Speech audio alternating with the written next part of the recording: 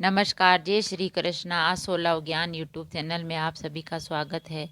तो फ्रेंड्स, हम जानेंगे हनुमान जी की माँ से हुई भूल तो बन गई अप्सरा से वानरी। हनुमान जी यानी बजरंगबली की माँ से ऐसी क्या गलती हुई जो पहले अप्सरा थी, बाद में वह वानरी यानी वानर का रूप में वो बन गई। तो हम ये कथा सुनते हैं। यह धार्मिक कथा है, आप भी सुनिए। एक बार देवराज इंद्र की सभा स्वर्ग में लगी हुई थी। इसमें दुर्वासा ऋषि भी भाग ले रहे थे, यानी दुर्वासा ऋषि भी आए। जिस समय सभा में विचार विमर्श चल रहा था, उसी समय सभा के मध्य ही पुंजीकल स्थली नामक इंद्रलोक की अप्सरा बार बार इधर से उधर आ जा रही थी। सभा के मध्य पुंजीकल स्थली का यह आचरण ऋषि दुर्वासा को अच्छा न लगा। दुर्वासा ऋषि अपने क्रोध के लिए प्रसिद्ध हैं। उन्होंने पुंजीकल स्थली को कई बार टोकर ऐसा करने से मना किया, लेकिन वह अनसुना कर वैसा ही करती रही। तो दुर्वासा ऋषि ने कहा, तुझे देव सभा की मर्यादा का ज्ञान नहीं। तू कैसी देवी अप्सरा है जो वानरियों की तरह बार बार आ जा सभा में व्यवधान डाल रही थी। जा, अपनी इस आदत के कारण तू वानरी हो जा। दुर्वासा ऋषि का श्राप सुनकर पुंजीकल स्थली सन्न रह गई। अपने आचरण का ये परिणाम वह सोच भी नहीं सकती थी, पर अब क्या हो सकता था। भूल हो चुकी थी, इसके कारण वह शापग्रस्त भी हो गई।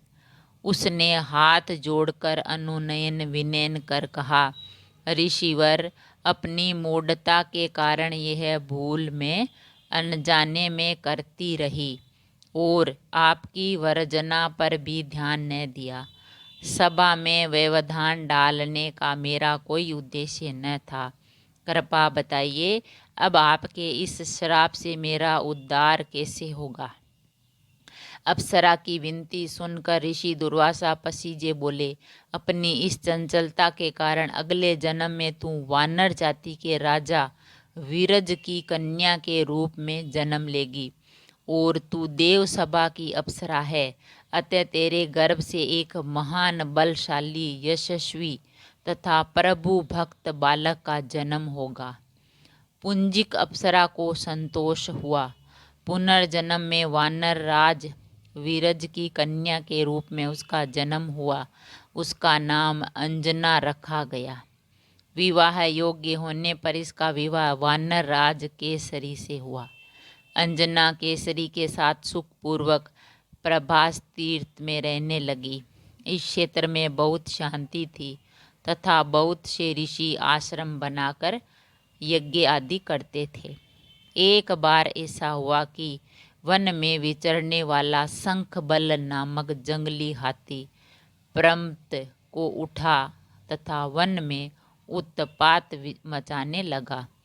उसने कई आश्रमों को रौंद डाला, यज्ञ वेदियां नष्ट कर दी। उसके भय से भागते हुए अनेक तपस्वी बालक आहत हो गए। कई आश्रम उजड़ गए। कई ऋषि भय के कारण आश्रम छोड़कर चले गए। केसरी को जब शंखबल नामक हाथी के इस उत्पात का पता चला, तो वह आश्रम तथा आश्रम वासियों की रक्षा के लिए तत्काल वहां आए और शंखबल को बड़ी कुशलता से घेर कर उसके दोनों दांतों को पकड़कर उखाड़ दिया। पीड़ा से चिंघाड़ता हुआ वह हाथी वहीं धराशायी हो गया और मर गया।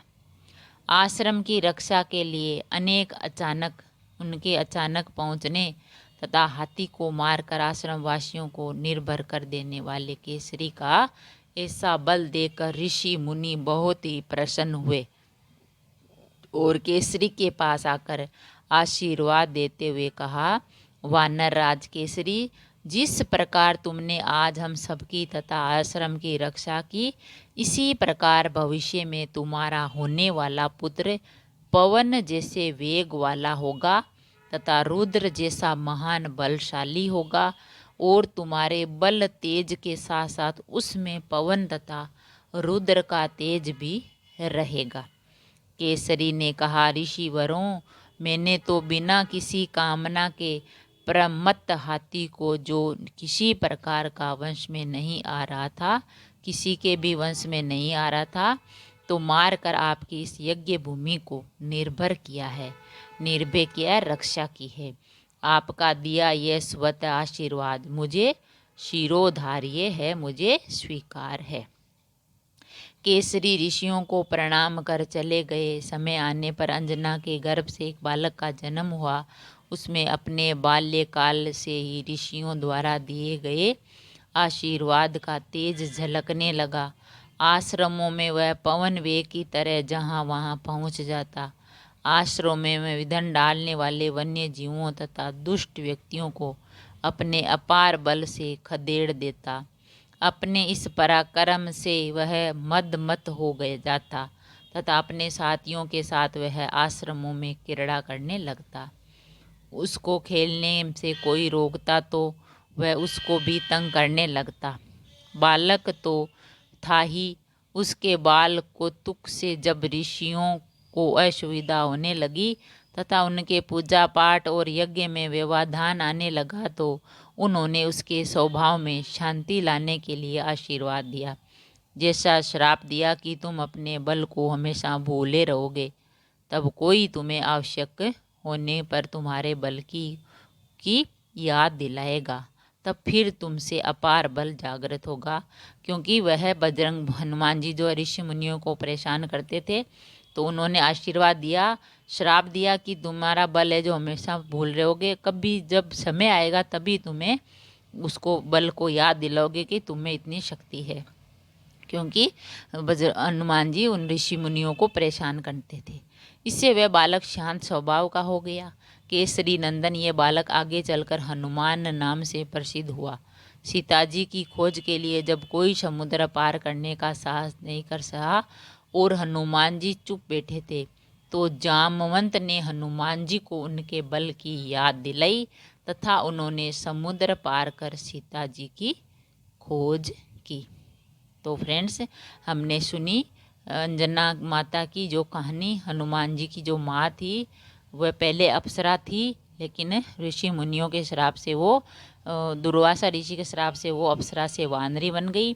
जब वानरी बनी तो उनका विवाह केसरी से हुआ और वह वानर राज को बेटी बनी, अंजना नाम था। फिर केसरी जी से विवाह हुआ, फिर उनको वरदान हुआ कि तुम्हारे ऐसा यशस्वी और पवन के जैसे तेज चलने वाला पुत्र प्राप्त होगा। तो हनुमान जी हुए। तो हनुमान जी जब आश्रम में उदम उत्पात मचाते तो ऋषियों ने उनके श्राप दिया कि तुम्हारा अभी जो बल है वो शांत हो जाए, तुम्हें एक दिन ऐसा आएगा, एक व्यक्ति तुम्हें ये बल तुम्हारा है जो याद दिलाएगा।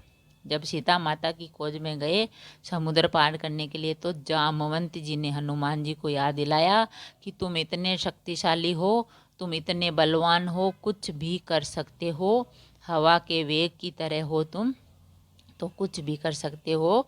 तो हनुमान जी को जामवंत जी ने याद दिलाया कि तुम्हें बहुत सारी शक्तियाँ भरपूर है। तो फ्रेंड्स, अगर कहानी पसंद आई तो लाइक और शेयर ज़रूर करें। ऐसी ही कहानियाँ, अच्छी अच्छी बातें सुनने के लिए चैनल को सब्सक्राइब करें। थैंक यू, धन्यवाद।